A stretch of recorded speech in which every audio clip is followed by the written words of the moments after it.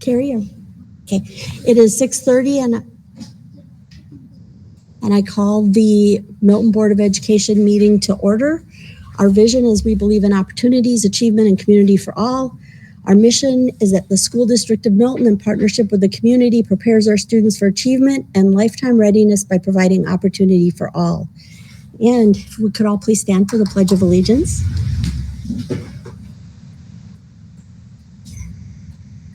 I pledge allegiance to the flag of the United States of America and to the republic for which it stands, one nation, under God, indivisible, with liberty and justice for all.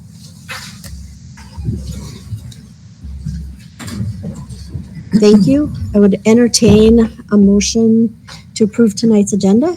I'll make a motion to approve the agenda as presented. Second. A motion from Rick, a second from Ed. All those in favor, please say aye. Aye. Opposed, same sign. Motion carries. I would entertain a motion to approve the minutes. I move to approve the minutes for the regular meeting held on October 13th, 2025 as presented. Second. A motion from Tracy, a second from Rick. Any questions or comments? All those in favor, please say aye. Aye. Opposed, same sign. Motion carries. Entertain a motion on the vouchers. I move to approve general checking account vouchers totaling $978,490.39 as presented. I'll second that. A motion from Tracy, a second from John. Any questions or comments? All those in favor, please say aye. Aye. Opposed, same sign. Motion carries. Someone in the back. Yeah, could you double check for comments? I have it already. There are none. Thank you so much. Appreciate it. And with that, we move on to the superintendent update. You'll see in the agenda 3 different things in the superintendent update for tonight. Our usual Red Hawk highlights will be shared by our administrators, talking about different things that are happening in each of their schools. And I see Carrie approaching to help me out.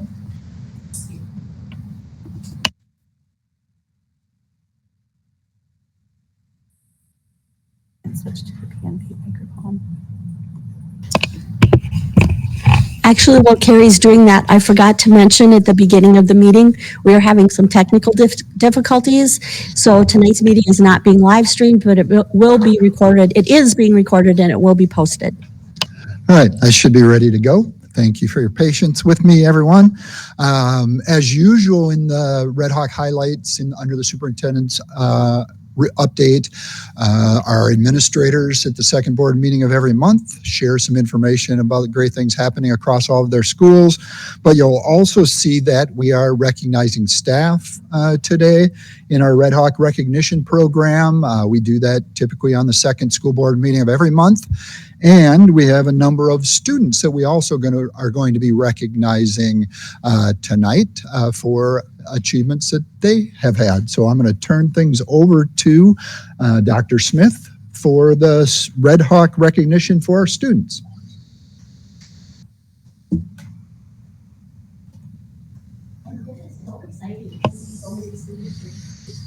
Thank you so much for coming.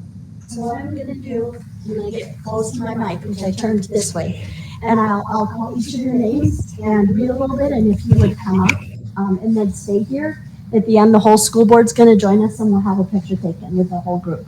So we're going to start with Red Hawk recognition from the Milton High School for the Milton girls golf team, which tonight is being represented by Jan Stoffel, who is our coach, Elena Osterte, Laura Spielman, Ellie Johnson, Piper Williams, and Nayeli Killen. And congratulations. I'm so excited.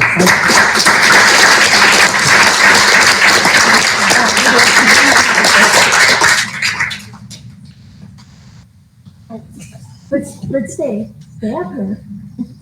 And next, we're recognizing the Milton Red Hawk Marching Band. Oh, I'm sorry, I forgot to read the details. First, let me read the details. The Milton girls golf team made it to state this season for the first time since 2018. This is a young team with tremendous heart, talent, and determination. Their hard work, positive attitudes, and teamwork paid off in an unforgettable way. The future is bright for this group. They are not only earned their spot at state this season, but also set the stage for years of success to come. Congratulations.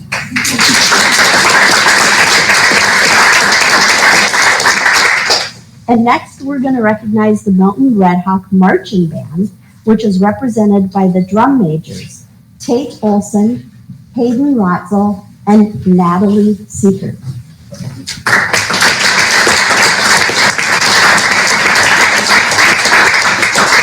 The Milton Red Hawk Marching Band finished off their excellent season competing at the 40th Annual State Marching Band Competition on Saturday, October 18th at UW-Whitewater.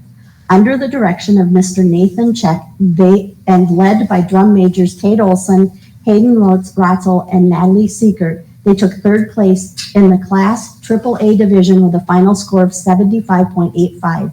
We are incredibly proud of the hard work each band member put in and the success they had as a team throughout the season. And it was just a joy to listen to you. Thank you. Thank you so much.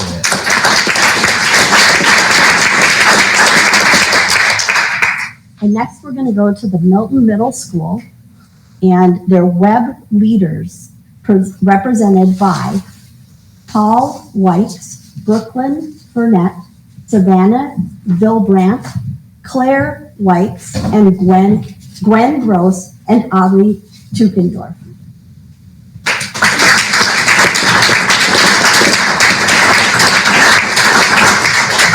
So WEB is our group of 8th grade leaders who help our 7th graders have a positive transition to Milton Middle School. They host welcoming activities during the first days of school, go into advisories throughout the month to lead lessons with 7th graders, and work to create a safe, welcoming place at Milton Middle School. We are very proud of the work you are all doing. Thank you very much.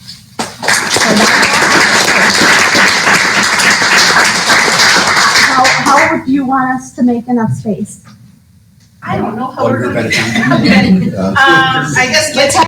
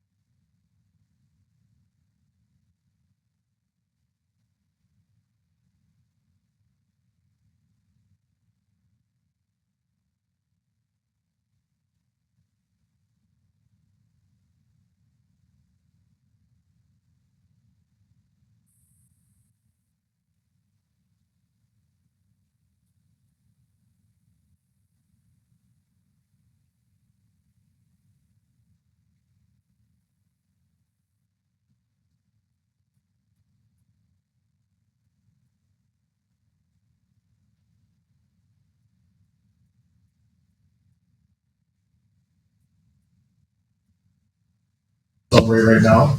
So I'm going to start, if I get a name wrong, I'm going to do my best to get it right. Let's start with Declan Warren Rogazzi. Did I get that right? Is Declan here? All right, did I get it right? Close enough. Close enough, all right. Declan is a special ed teacher and transition coordinator. He was nominated by Nicole Schaefer. Do you want Nicole up here too, or? She's not here. She's not here? Okay, well, somebody else kind of be Nicole.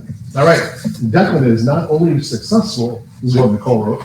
Declan is not only successful, has not only successfully brought in grants and managed the funding, but works tirelessly to make community connections for the district and students. He is constantly looking for ways to make transitions from school to school and ultimately out in the community the most successful possible way. He is a wealth of information and one of the best advocates we could ask for. So how about it for Declan here? The whole board there and have them just hang out? Yeah, just have them hang out. Let's Okay. go, everybody. All right. Next up is Sarah Stuckey. All right, Sarah. Sarah was nominated by Terry Schulber, and she is a Harmony and Consolidated Principal.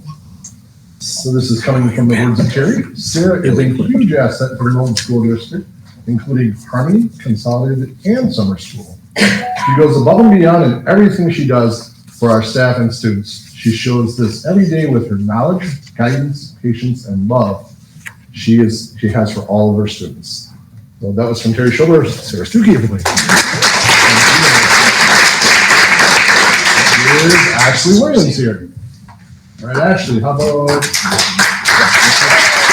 Amy Kenyon? All right, Amy Kenyon wrote these nice words about Ashley. Ashley works tirelessly with staff and students to ensure student service department at the high school runs smoothly. Her daily interactions with individual students and her ability to plan events for the whole student population go above and beyond to ensure every student benefits from her dedicated work to the school district of Milton. Ashley Williams, everybody. Heather Vlasic. All right, Heather's here. Heather was nominated by Michelle Griffith. Did I get that right? All right, that's me. I am not nominating Heather Vlasic because she truly goes above and beyond for all of our students. She wears so many hats and does it all with kindness, compassion, and a genuine love for kids. Heather is often the first to notice when a student needs support and make sure the right people know, always in a thoughtful and professional way. She is such a blessing to our school community. Let's hear it for Heather one more time. How about Morgan Garlock? Hi, Morgan. Thanks for being here. I'll see you up to. We're together. It's a pair. It's a two-pair. Both Katie and Morgan were nominated by Carl Watson. And these are the words she had to say for them.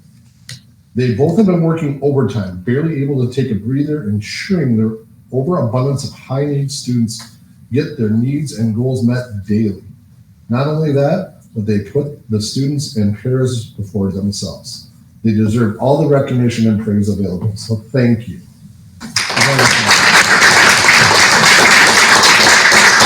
All right, Renee Murphy, school counselor nominated by Kelly Smith. Let's slide over just a little bit.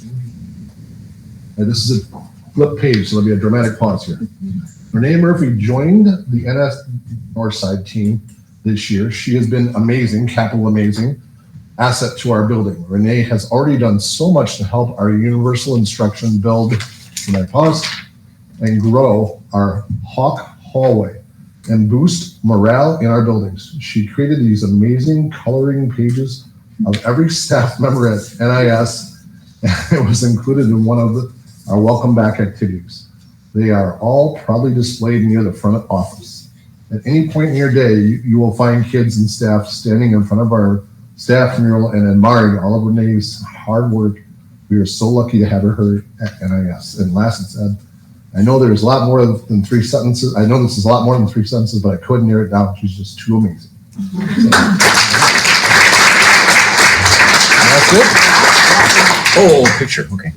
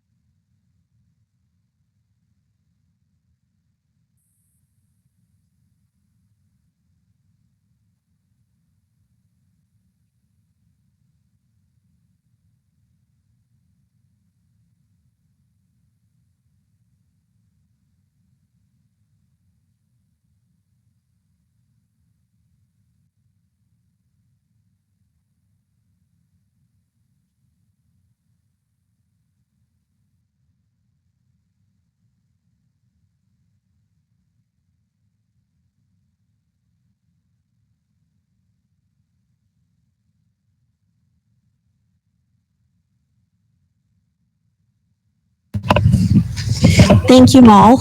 And again, thank you to all the students and the staff that work so hard to bring so much to our to our school district. It's been exciting following all of the things that are happening, and that's just a small bit of so many exciting things that have been happening this fall. We are going to move on to Red Hawk highlights from our administrative team. Yeah, if we could have the principals come up and share highlights from things that have been happening in the month of October.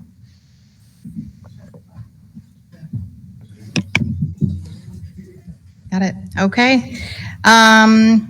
Good evening. In the 4K through third grade world, fall family activities have either all of our schools have either just had them or will be having them in the near future. We just had ours tonight. We had a trunk or treat at East, so I'm glad to be in a warm place now. As the other schools will say, we just finished up our fall parent-teacher conferences, so that's a great opportunity for our families to come in, see what we're doing in the buildings, and for our staff to get to see the families. And at the elementary level, the book fair is a big thing, so that was pretty exciting. On October 6th, the 4 elementary principals worked together. The 3 elementary principals for the 4 buildings worked together to plan and deliver some powerful PD to the staff around school culture and teacher efficacy.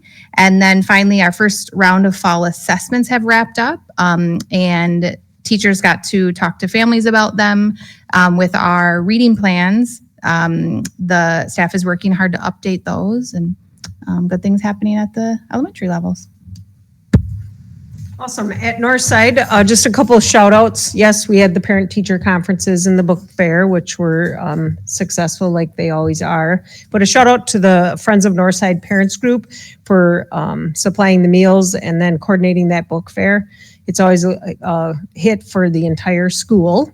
Outdoor ed, we wrapped up 50 years, right, of our 6th graders going up to Mackenzie. I don't think all 50 were at Mackenzie. The first couple of years were somewhere else. Someone else can fill in that for me, maybe Mrs. Stuckey. But anyway, not because she was around for it, because she's good at details like that. But a shout out to our 2 coordinators, in particular, Emily Smith and Chris Kleist. They kind of run that show, make sure everyone has their dietary needs met, as well as making sure families feel comfortable sending their children for one night, you know, because a lot of people do reach out to them, but also the entire Northside school, because not only does it impact the 6th graders, but we have a lot of subs in our building, and it takes a collaborative effort to make sure everything continues to run smooth. So that's it. Good evening. A couple highlights from the middle school. Last week we had Dr. Dana, who's our SEL consultant, come and work with staff throughout their prep periods with focuses on blocked care, blocked trust, and student regulation. And so that was a great half day of learning. And then the second half of the staff will have that opportunity in December. For iReady, we had a celebration at our last staff meeting that we are on target for the personalized instruction for students to be doing 30 to 49 minutes per week in both reading and math. And we are meeting that in both grade levels and both content areas. So that's a great start to the school year. And then finally, we're doing some reviving of our student council, and officers have been elected, and we're having meetings twice a month with me and coming up with some passion projects that we can do around the school to really promote that positive, supportive environment at the middle school. All right, at the high school, a variety of things since the last time I was up here. We did have, 2 weeks ago, we had some version of the pre-ACT for all students in grades 9, 10, and 11. Shout out to Tara Huber and Matt Kleinschmidt, who organized that. And so we're eager to get that data, start working on that within the PLCs. Today, members of the ag department, students in the ag department got to experience, they actually harvested 80 acres of corn, which is out by the NEX. So grateful for the community partners that work with us and gave that opportunity to students today. We had 2 students qualify for the cross-country state meet. Mason Sorge and Angela Prius both qualified for the state meet, which will be this next Saturday. The volleyball, the girls volleyball, actually are regional champions, so we're excited for them. Very exciting. It's always exciting being Craig, and they'll be competing at the sectional meet this Thursday night and then hopefully Saturday.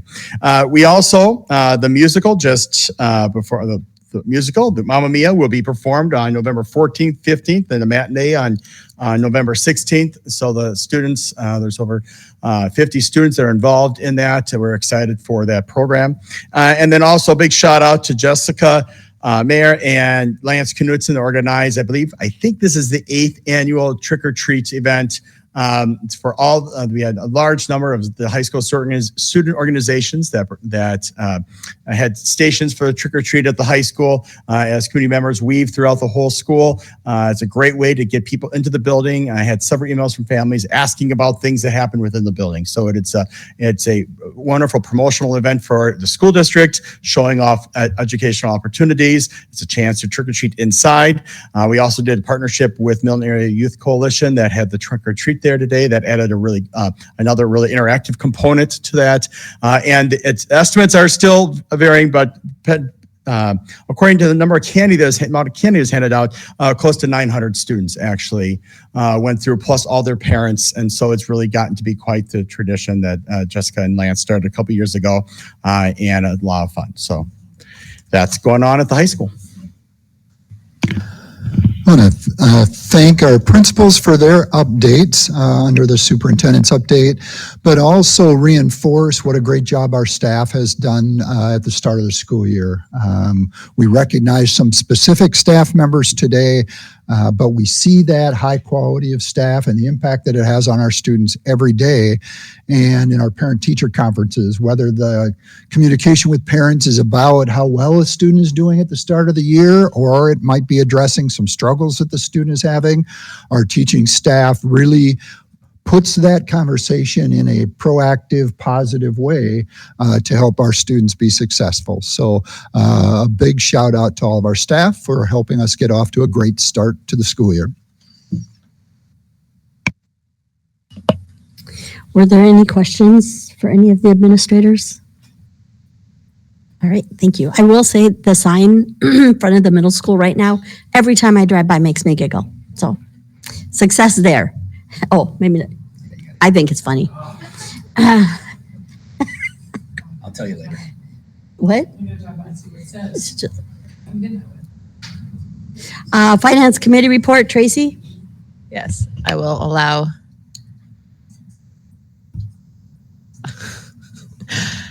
Okay, so the finance didn't meet on the 6-7 name. Okay, the finance committee met on Thursday, October 23rd, where we discussed the budget and tax levy for the 25-26 school year.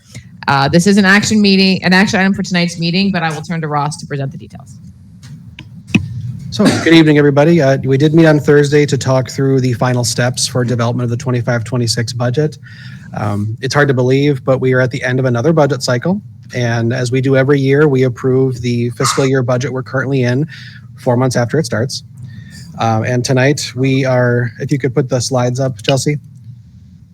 I want to remind everybody what the, there we go, what the typical budget cycle looks like in the state of Wisconsin. So depending on what year you're looking at, we are at the first or the last bullet on this page, but right now we're set to approve the tax levy for the 25-26 school year budget. But as soon as we take action tonight, we begin planning for the 26-27 budget already. It depends a lot whether or not we're in the middle of a state budget or if we're going into a new state budget. This past budget cycle, we saw a pattern similar to what we've seen the last couple of years, where a lot of our actionable data comes a little later than we'd like to have it. But here we are. And tonight we're going to go through some of the highlights from the annual meeting, as well as what's changed since the annual meeting for further discussion and action tonight. As we review our key assumptions in the budget, we also have to keep in mind of what are the big levers that are going to move. And one of those huge items that we talk about every year is our student count. Typically, most people are familiar with the third Friday count. In my world, we convert the third Friday head count into a figure called membership. The membership refers to a factored version of total student head count based on your grade level, whether you're a part-time student, and we also have to deduct and add for open enrollment students into and out of the district. As part of that membership figure, we factor that into our revenue limit calculation. The revenue limit is the state imposed limit on funding collected from state general aids and local tax levy. The limit is created by using a 3-year average of those membership figures and multiplying it by a local student per member. Within the revenue limit calculation, this is the top of the sheet that we have to deal with every year. The 3-year membership average for the school district of Milton is down about 26 students in headcount, and over the 3-year average, down about 24. One thing to note, and we'll see this in a little bit later, is that this is actually an improvement over previous years in changes in the 3-year average, and that shows a lessening or a flattening of our membership count over that time period. Within this current state budget, we know that we have a $325 per pupil increase, which was secured in the 25-27 state budget. And on this note, when we talked about this time last year, we were also seeing the last of our hold harmless exemptions. The hold harmless exemption is something in the revenue limit calculation that if your 3-year rolling average and your local amount per pupil calculates less than the prior year, an exemption is triggered on a 1-year basis to sustain your revenue limit for 1 more year, and then it falls off.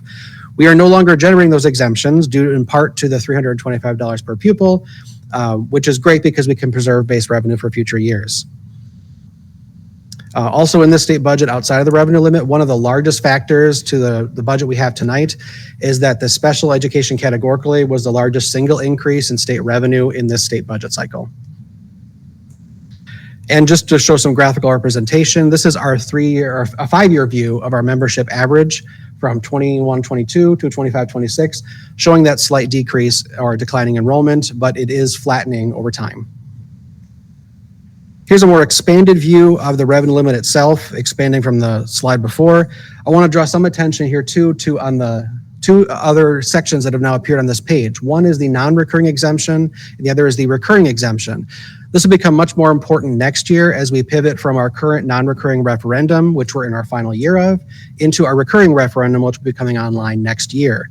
The $2.5 million of non-recurring authority in the middle of that slide will be going down to 0 next year. And then the following year, the first year of our referendum, we will see the recurring authority of $5 million come online, replacing in part the money we're currently losing in this referendum next year. Also on this slide is what has been occurring to our private school voucher amount, which is near the bottom of that non-recurring exemption area.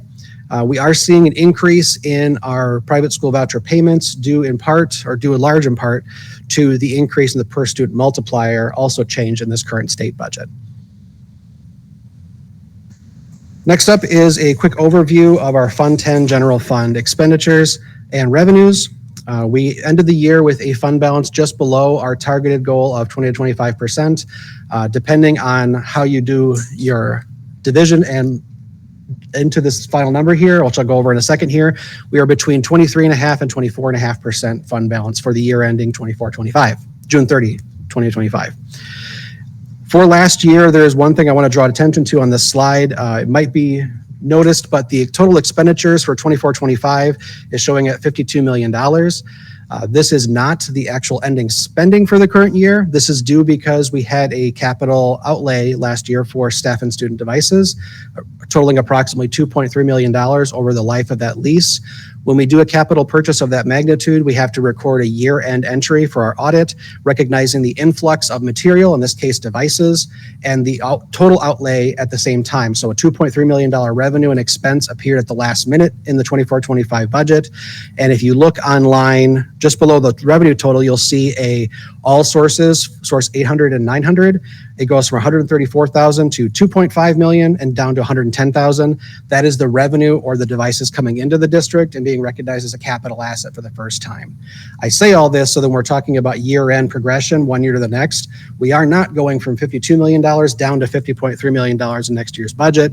You need to take about $2.3 million off of that $52 million figure to see the progression of the budget over time, which results to about a 1.23% increase in total expenditures from year-end June 30, 2025 to the 25-26 budget. So what has changed since the annual meeting and some highlights since we last talked about this? We did see a slight decrease in state aid, but well within what we thought was going to happen. We were projected on our July 1st estimate to have roughly flat state aid from last year, 24-25, and that has come to pass. We have about a 0.04% reduction in total aid from last year to this year. We had a minor reduction in anticipated private school voucher exemptions, not because of the multiplier, but because of total students that were accredited to the school district of Milton. The total amount did go up, but not as much as we thought. We did see a slight decrease in the declining enrollment exemption overall, meaning, as I said earlier, that the membership total for the district is flattening, but still declining slightly overall. This means that with the state aid picture where it is and where we currently set our budget from last June, we will have a nearly flat total tax levy, actually a 0.05% reduction in total levy, which is a wonderful thing to say. And in the next slide, I'll show here, oh, not yet. Also, last thing to highlight on here is the school district of Milton has had a continual decrease in the local tax rate since the 1920 school year. On the expenditure side, since the annual meeting and a highlight since we last talked, we have updated all personnel calculations for fall hires and new hires to include staffing reservations for special education, which we talked at previous finance committee meetings and at the annual meeting as well. We've updated all known state and federal grant awards, which were still kind of in flux the last time we talked about our budget, and those are now incorporated into the fall budget for approval. We did see a slight reduction in budgeted open enrollment out students, resulting in a somewhat of a net savings for the district going into this year. And as I mentioned earlier, total general fund expenditures are set to increase about 1.29%. I think I said 1.23% earlier. That's my fault. Over year-end 24-25 budget. Again, that's net the capital outlay of about $2.3 million. Which leads us to our tax levy by fund. For this budget year, we are looking at a total tax levy of just under $21.8 million, resulting in a 0.05% decrease over total levy for 24-25. Also included tonight with the handouts for this meeting is a memo summarizing a lot of what I just went through, as well as a summarized version of the entire budget which is in the same budget adoption format we had at the annual meeting for comments and questions. And with that, I did forget this. We do have one slide that also wanted to highlight the reduction in tax rate. Our high point for our mill rate was about $9.36 back in 1920, right after we had passed the capital referendum. And we've had now 7 years of consecutive decline in the tax rate. And if nothing else, I'll entertain any questions or comments as we move into next steps. If there are no questions, I'd entertain a motion. I move to approve and adopt the budget as presented with a total tax levy of $21,747,325, consisting of $16,069,467 general fund, $5,221,100 debt service, and $456,758 community service fund. I have a motion from Tracy, a second from Joe. Any other questions or comments? All those in favor, please say aye. Aye. Opposed, same sign. Motion carries. Thank you so much, Ross. And if I may, I'd like to thank the Finance Committee, Ross, and all of the folks who worked really hard to put this together for this meeting tonight. I know it's not an easy task waiting for things, so thank you very much for all of your hard work. Next, we move on to the Governance Committee. Mr. Snow? Thank you, Dr. Smith. On October 6th, the Governance Committee met and we had our first reading of 27 different policies that are having adjustments made to them, 2 that are being rescinded. On October 13th, those were presented to the board. Rick was kind enough to do that in my absence. And tonight we are looking for a motion to approve those changes and alterations to those policies. Any questions? Otherwise, I'd entertain a motion. I'll make a motion to approve the Neola and other policies as presented. I'll second that. So I have a motion from Rick, a second from Tracy. Any other questions or comments? All those in favor, please say aye. Aye. Opposed, same sign. Motion carries. Thank you so much. So then we are on to new business. Stephen?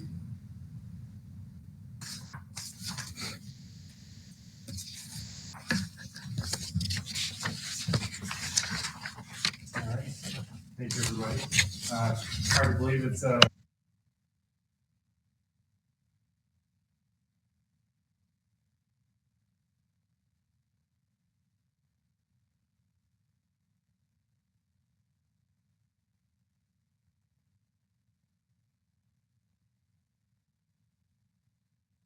is, thank you, Ross, is the previous 5 years of investments that the board has made into our district facilities. If you look through the previous 5 years, the board has put in a lot of money in keeping our facilities up, and that's gone a long ways into making sure our facilities are up to date and providing a clean, safe, and healthy environment for all of our students and staff. The project year that we'll be running through right now had about $1.5 million worth of projects that we'll be cruising through. So the completed projects for fiscal year 25-26, starting at East, nobody likes a good boiler room like I do. But at East, we did some mechanical improvements there. We replaced controls on our unit ventilators that were obsolete and replaced our original 1957 boiler. That's the big green guy there. And it was replaced by that real little gray guy on the bottom right. So crazy the things that they do these days versus when the building was originally constructed. One of the things I do like to highlight too is that that project did end up receiving just over $13,000 focus on energy rebate. Over at West, very exciting, some new toilet partitions. Yeah, very fun. Also at West, we replaced some exterior doors, hollow metal to FRP. Doesn't sound like very much fun, but won't have to do those doors ever again in theory, so that's always good too. And at West is even the more dramatic boiler room before and after. That one on the left is the one that we replaced with the one on the left on the lower right there. And it also got a paint job and some new lights. So it's not like we're working in a cave anymore. So, and that building also, that project also got a just over $13,000 focus on energy rebate for that project. Also at West is the renovation of the library. The library was pretty original from its construction in 1989, and new flooring, new paint job, new lighting, and all new furniture in there went a long ways to create a much more modern learning environment. At Consolidated, we did the last 2 rooms of classroom flooring. As you can see the before and after there. Harmony, we did more toilet partitions and unit ventilator controls that were the same era as the controllers at East. And look at those new partitions. At North Side, we repainted the cafeteria and we also replaced some original lock sets before and after for the gym. That was a great project to do, really brought new life to that space. And the replacement lock sets just replaced some tired original door hardware with more modern safety functions on those to allow the doors to be locked from the inside. At the high school were our 2 Fund 46 projects. Those 2 big projects were roof section 5 and 6. Just a couple pictures of the roof project ongoing, and there's a picture of the project completed there on the right. And the new PAC sound system is fantastic. Moving on to district parks, so we did replacement fencing, and we also replaced or resealed the parking lot and walking path, which is a great improvement for the park. A couple after pictures there of the walking path and parking lot. And we also got some new picnic tables and benches. You would be amazed at the amount of people that have commented and called and asked about those. They are a great improvement to the park. The other ones got a lot of life out of them, but these ones are definitely serving their purpose for us already. And lastly, at the park, we just have the one project yet to wrap up for the fiscal year, which is the the addition of field lighting for soccer practice field number 4. We just get notified at the first week of December, they'll be delivering those lights on site. And hopefully once frost hits, we'll be able to get in and get those lights put in and have things ready to go for the spring season. So, and yeah, big shout out to Sarah Warren for putting all this together too. She did a great job capturing the before and after of all that good stuff. So any questions, comments? Sorry, on the soccer, can you just, so is it going in December or how is that? Just curious on the status on that one. Yeah, so equipment will get delivered in December. And then, because the park's closed, not a big deal to leave it laying in the parking lot. Then I'll work with the contractor that's putting it in to really let the ground get nice and hard and frozen before we let them out there. So it's the least invasive possible. There's a lot of big heavy equipment like cranes and things that we got to get out there, and we want to, make those soccer fields as playable as they can be come springtime. So there's really no rush on our part to get it in. We can be patient and kind of let things freeze up, and it'll be done and operational for when we open the park back up in late March. That's interesting. So you wait rather than dig it. So it's the opposite of most building. You can't do it once the ground freezes. That's where I thought I heard you say. Yep. I would like to thank you for making boilers and toilet partitions sound very interesting to me. Yes, good. No, Give thank you a lot you. of credit for that. Thank you very much. Appreciate it. I have a question. Stephen, is it, we're looking in retrospect at these completed projects and the slides are labeled 25, 26. Is that the fiscal year they land in? Correct. Okay. Yes. So yeah, we're still living that budget technically. So all these projects technically kicked off July 1st okay. of this year. And we do that approval in late February to allow us to get everything scheduled and committed to for that tight time frame. So it's nice to get that approval window like we do to get ahead of everybody else, if you will.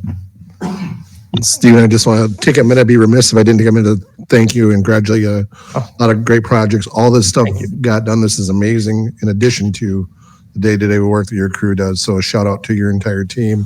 Yeah. Very, very appreciative of the work that you guys do. Thank you. They do amazing work. That's Yes, for sure. Yes, they do. Thank you. Well, thank you so much for the summary. Appreciate it. Next, we move on to Carrie, discussion and possible action on critical incident drill reports. Hi, everyone. So this is just our annual presentation, an overview of the safety reports and safety drill reports for the school district. First off, just starting with our school safety training, the school district of Milton has fully incorporated the standard response protocol as our critical incident response. And we are building on all staff training conducted in the prior school year and offering refresher courses throughout this year. Most notably, we held a SRM SRP course during the August 20th Professional Development Day. And we also offered Stop the Bleed emergency medical care training as a refresher for any staff who wanted to take it. Regarding our safety plan, our Crisis and Communications Management Plan, or the CCMP, was officially updated on August 25th, and paper copies were distributed to the administrators. The CCMP contains scenarios with instructions for basic crisis situations, and that's anything from an air quality alert to a gas leak. And the CCMP manual is meant to just be a guide in an emergency situation, who you call, what the process, what the steps are. One highlight that I want to mention is that during our Safe Schools interagency meetings last school year, the admin team committed to increasing our frequency of school violence drills. So that means that during the school year, we are going to commit to 1 per trimester or 1 per semester, respectively. And that's just to ensure that as we are still incorporating the new lexicon, our staff and students feel more confident and empowered to use the SRP language in an emergency event. And then finally, with an overview of our fall school violence drills. On our most recent ones, I want to emphasize that we're very proud of all the staff and student responses. Overall, our staff members are feeling confident. We are hearing back from the surveys that they are feeling more and more empowered to use the SRP. And I also want to compliment them for doing such a fantastic job of taking something that can cause a lot of anxiety and always making it approachable and anxiety reducing for our staff and for the students who are participating. As we continue to observe growing familiarity with the SRP and the SRM, we are just enthusiastic about incorporating this as it matches our neighbors and continuing the process throughout the year. So thank you very much for that report. I would just ask the board before I open it up to questions to remember that for the safety and security of our staff and students, it's okay to ask broad questions, but if you have detailed specific questions per school or activity, if you would get those to me, and we'll call a closed session for those types of questions. So I'd open it up to questions for Carrie. All right, well, thank you so much. I would entertain a motion to approve our critical incident drill report. I'll move to approve the critical incident drill reports for the 25-26 school year. I have a motion from Tracy, and I think I heard Rick first. Okay, a motion from Tracy, a second from Rick. Any other questions or comments? All those in favor, please say aye. Aye. Opposed, same sign. Motion carries. Thank you again. And we are going to move on to our staffing report. I'll move to approve the staffing report as presented. Second. I have a motion from John, a second from Ed. Any questions or comments? All those in favor, please say aye. Aye. Opposed, same sign. Motion carries. Gifts and donations. Make a motion to approve the gifts and donations with gratitude. Second. I have a motion from Rick, a second from John. Any questions? All those in favor, please say aye. Aye. Opposed, same sign. Motion carries. We are on to meeting dates. Our next regularly scheduled board meeting is on Monday, November 10th at 6:30 p.m. We are looking to schedule after that board meeting a committee meeting for our instructional, co-curricular, and student services committee. We'd like to schedule that either Tuesday, November 11th or Wednesday, November 12th. Chelsea, have you reached out to committee members? Yep, I have. I just need one more response. All right, so get in touch with Chelsea and then we will let everyone know when that one is scheduled. Following the regular board meeting on Monday, December 8th, we will have a board development session. And then coming up in January, the 2026 Wisconsin State Education Convention, is in Milwaukee. That is January 21st through January 23rd. The registration for the convention and hotel rooms is on Monday, November 3rd. So I think Chelsea said that she has heard from all the board members, so she will get that registration taken care of on Monday, November 3rd. And then we had talked earlier about our data workshop because we were looking at late November for that data workshop. Because we will be doing some closed sessions for the superintendent's evaluation through November and December. We are moving that data workshop to after the regular board meeting on Monday, January 26th. And that is everything that I have for upcoming board or committee meetings. Thank you so much. Any questions? I have Yeah, one Joe? thing in that. I'm sorry. No, I have one thing.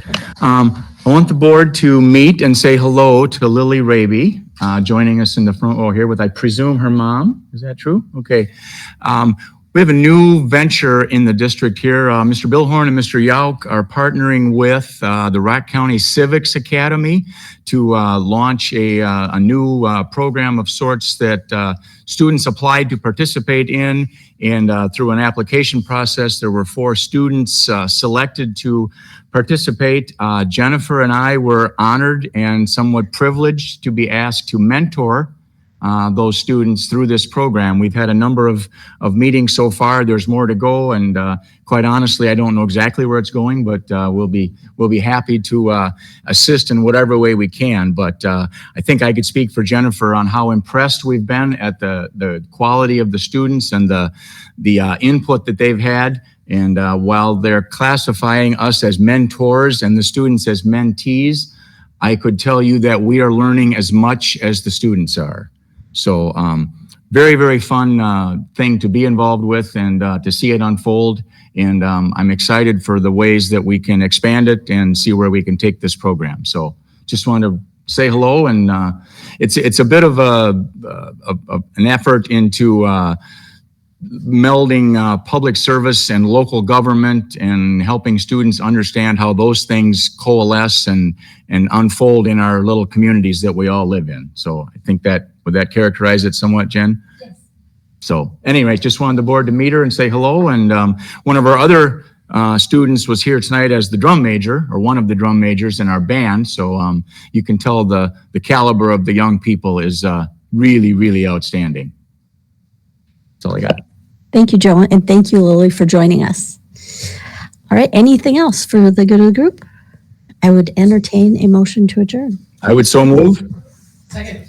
A motion from Joe, a second from Tracy. All those in favor, please say aye. Aye. Opposed, same sign. Motion carries. Thank you. Thank you very much.